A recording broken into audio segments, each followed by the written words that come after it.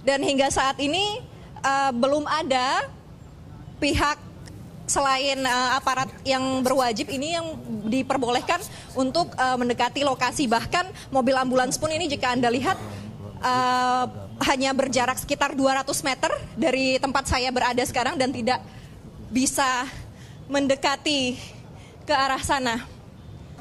Dan ini baru saja datang juga dari TNI untuk mengamankan situasi di sini. Sampai saat ini Adek belum dapat diketahui dengan pasti siapa yang bertanggung jawab di lokasi sana atau siapa yang melakukan pengeboman dan juga penembakan yang bertubi-tubi ini. Jadi tadi kalau informasi yang kami himpun ada 3 kali ledakan bom dan juga ada 7 kali suara senapan. Assalamualaikum. Waalaikumsalam warahmatullahi wabarakatuh. Apa kabar Ustaz? Alhamdulillah. Sehat, baik, sehat. Alhamdulillah. Alhamdulillah ya. Ustaz, Ana mau bincang-bincang sedikit sama Ustaz. Oh, boleh. Mengenai tragedi yang ada di negara kita sekarang ini, seperti yang kemarin baru kejadian di Jakarta, di Tamrin, di Sarina itu ada pengeboman, penembakan itu. Apa menurut Ustadz, pendapat Ustadz tentang yang kejadian di Sarina itu? Ya, baik. Alhamdulillah wassalatu wassalamu ala Rasulillah Muhammad ibn Abdillah wa ba'd. Jadi tentang kejadian penembakan ataupun pengeboman itu semua tidak ada dalam Islam. Islam tidak pernah mengajarkan orang untuk berbuat seperti itu. Jihad tujuan utamanya sebagaimana kita ketahui adalah li'ila'i kalimatillah, untuk menegakkan kalimat Allah. Maksudnya menegakkan kalimat Allah ini agar supaya orang-orang manusia mau mengucapkan kalimat syahadat. Yang Rasul SAW sabdakan dalam hadis yang sahih diriwayatkan Imam Muslim, umirtu an uqatilan nas hatta yashhadu an la ilaha illallah. Aku diperintahkan untuk memerangi manusia. Yang dimaksud perangi di sini, kalau memang mereka mau berdamai, ya berdamai. Mereka mau Islam dengan sukarela, silahkan. Kalau toh mereka tidak mau masuk Islam, maka mereka kemudian boleh berdamai dengan membayar pajak, berdampingan dengan kaum muslimin, dengan mengikuti persyaratan-persyaratannya, boleh, tidak ada masalah. Hatta yashhadu an la ilaha illallah, sampai mereka bersaksi bahwa tidak ada yang diibadahi dengan benar kecuali hanya Allah, dan Muhammad SAW adalah utusan Allah.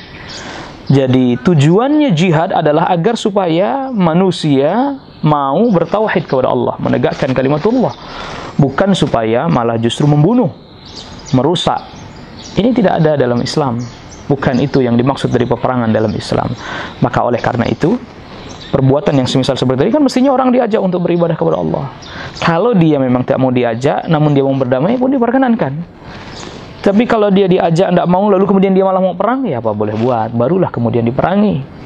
Itu yang diajarkan Rasulullah SAW. Maka Rasulullah SAW kalau mengutus orang itu, ajak mereka masuk Islam, beritahukan mereka tidak mau apa, mau mereka berdamai atau tidak. Kalau mereka mau berdamai, ya berdamai. Kalau tidak, dan mereka ternyata mau perang, baru itu diperangi. Jadi jihad itu bukan hanya untuk membunuh, bukan hanya untuk menghabisi nyawa, bukan hanya untuk ngebom, bukan hanya untuk menembak, dan seterusnya. Nah, justru perbuatan yang semisal seperti inilah yang kemudian menyudutkan Islam dan kaum muslimin. Yang tidak berbuat, akhirnya pun terkena dampaknya. Yang tidak melakukan perbuatan seperti itu, akhirnya juga merasakan pengaruhnya. Padahal yang lain tidak berbuat seperti itu, hanya segelintir. Mungkin kalau istilah sekarang apa, oknum lah ya istilahnya. Nah, maka oleh karena itu, Islam tak pernah perintahkan itu. Bahkan menurut pandangan akal manapun itu tidak masuk. Apalagi dalam pandangan agama. Maka pernah ada seorang ulama yang katakan, bi ayyi aqlin wa dinin qataluh, dengan sebab pandangan apa, akal apa, ataupun agama, ajaran agama yang mana yang mereka memperkenankan membunuh orang-orang yang tidak bersalah, orang-orang yang tidak berdosa. Ingat bahwa kezaliman itu bukan hanya dilarang oleh Allah Subhanahu wa taala antara muslim dengan muslim yang lain. Bahkan muslim dengan kafir pun tak boleh berbuat kezaliman. Dia bisa membunuh kalau memang di medan perang, dalam keadaan perang. Tapi kalau tidak, mereka bukan termasuk orang yang memerangi Islam, kaum muslimin tak boleh dibunuh. Apalagi sudah diberikan jaminan keamanan. Apalagi ini sesama muslim yang dibunuh, yang mati, yang tertembak, yang kena bom, sesama muslim. Rasul sallallahu alaihi wasallam sabdakan bahwa la zawalud dunya, ini dunia ini hancur, sirna binasa, ahwanu ala Allah, lebih ringan di sisi Allah min qatli nafsil mu'min, dibandingkan membunuh satu nyawa seorang mukmin. Itu artinya apa? Satu nyawa seorang mukmin sangat berharga, tidak boleh dia dibunuh, tak boleh darahnya ditumpahkan, kecuali memang sesuai dengan aturan syariat.